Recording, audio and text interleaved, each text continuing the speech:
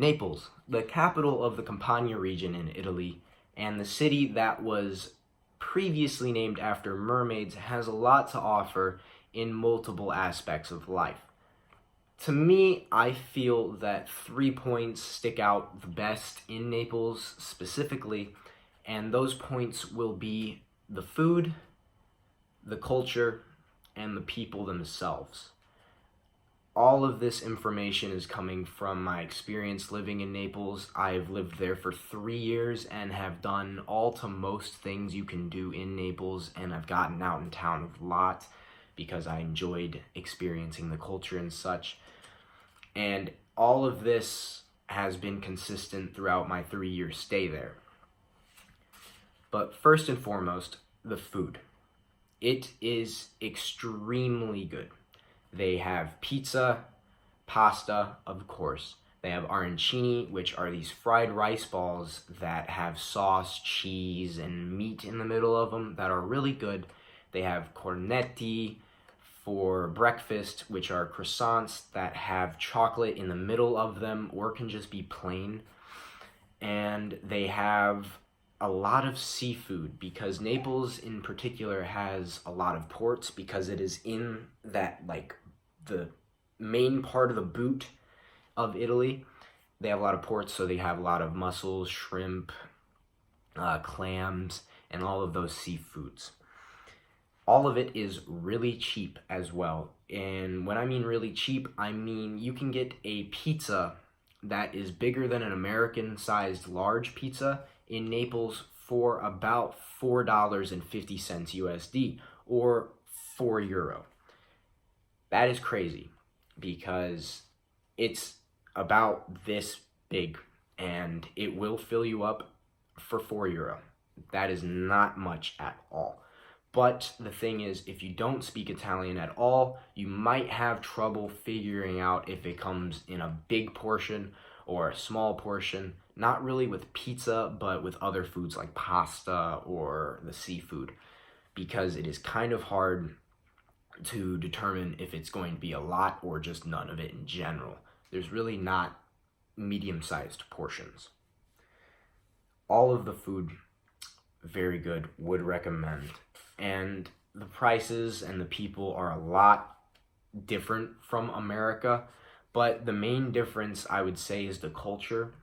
The culture has many differences from America, but the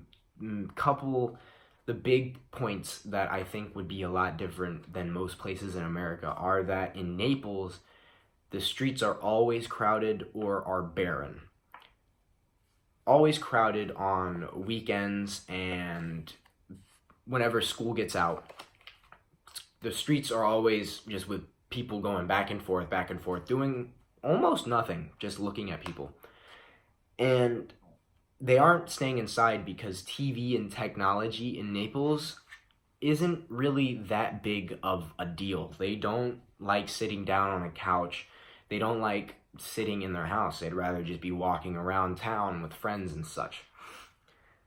Because friends and family are the number one priority in Italy in general, but specifically Naples. Well, second to another point later on. But whenever they do hang out with their friends, mainly in the evening time, they like to go to these piazzas, which are a square where every Italian goes to just partake in what I like to call the 3 C's: cards, coffee, and cigarettes. They sit down, speak with friends and family, talk and play cards, smoke cigarettes, and drink coffee. And something that doesn't start with a C is watch soccer. Soccer is the biggest thing in Naples. You see the Napolitan team spread everywhere. You will see their symbol everywhere. You will see people watching or talking about the team everywhere. It is the biggest portion of Naples. So big, in fact, that if you root for the other team, you will get punched in the face or even die. I've had a friend that has been punched in the face multiple times because he thinks it's funny to root for the other team. during games. If you do go to Naples, do not root for Juventus. That is a death wish. But on another fact, there are 3 types of people when it comes to that type of thing.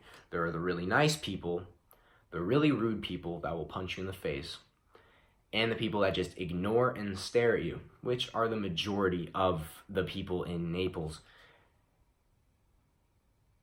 And the thing is, these 3 people make up Naples. And the people in Naples have a lot of holidays. And these holidays mean no work is done. All the stores are closed. So if you want to go grocery shopping on this random Italian holiday, not really Italian, but random Naples holiday, you won't be able to get groceries. You won't be able to get anything because it's closed. And whenever they do work, they have 2 to 3 hour coffee breaks 2 to 3 times a day for that working period. So work doesn't really get done. Construction never finishes. There are random unfinished buildings everywhere, which are very fun to go inside when no one's looking, and nothing gets done. Another thing about the people in Naples is that I've concluded that they are hypocrites. They don't like to be stared at, but they will gladly stare at you all they like. They will tell you not to do something, then do it right in front of your face a second after they told you not to do it. And they just don't like people having fun other than themselves. It is very weird, very annoying to be around.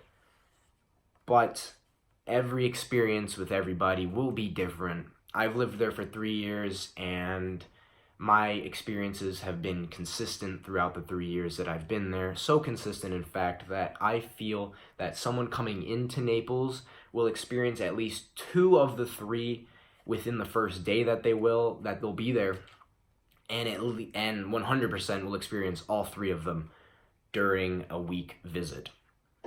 But with all of this, I hope you guys learned about Naples through its food, its culture, its people, and whatever knowledge that I spewed out to you guys.